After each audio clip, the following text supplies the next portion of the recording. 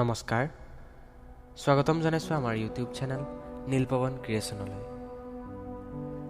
2020 চনৰ 25 অক্টোবৰ তাৰিখে আমি এটি শৃংখলাৰ আৰম্ভ কৰিছিলোঁ যাৰ নাম আছিল সাহিত্য সাধনা।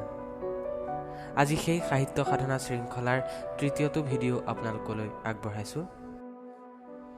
অসমীয়া সাহিত্য জগতত বিহগী কবি ৰূপে পৰিচিত ৰঘুনাথ চৌধাৰীদেৱৰ এটি কবিতা আপোনালোকক শুনাব বিচাৰিছোঁ। কবিতাটিৰ শিৰোনাম বিষাদ। পুষ্পকাননত আছিল এজুপি ধুনীয়া শেৱালি ফুল,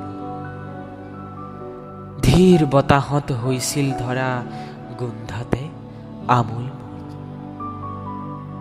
আকাশী নৰ্তকী খঞ্জনী অপ্সৰা বিচিত্ৰ কাচুনে কাচি বিহৰ বিধুৰা প্ৰকৃতিবালাক দিছিল অমিয়া যাচি।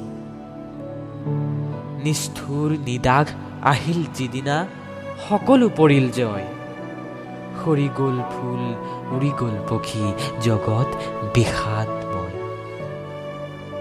আকৌ এদিন আহিব শৰৎ, হাঁহিব শেৱালি পাহি, থেও ধৰি ধৰি কৰিব নৰ্তন খঞ্জনী পক্ষীটি আহি।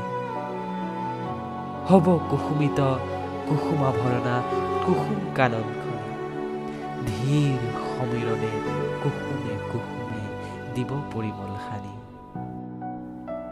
কিন্তু মোৰ সেই মানস কুসুম গৈছে যিদিনা সৰি, সৌন্দৰ্য পৰাগ শূন্য হিয়াখনি নুঠে আৰু ঠন ধৰি, নুঠে আৰু ঠন ধৰি, নুঠে আৰু ঠন ধৰি।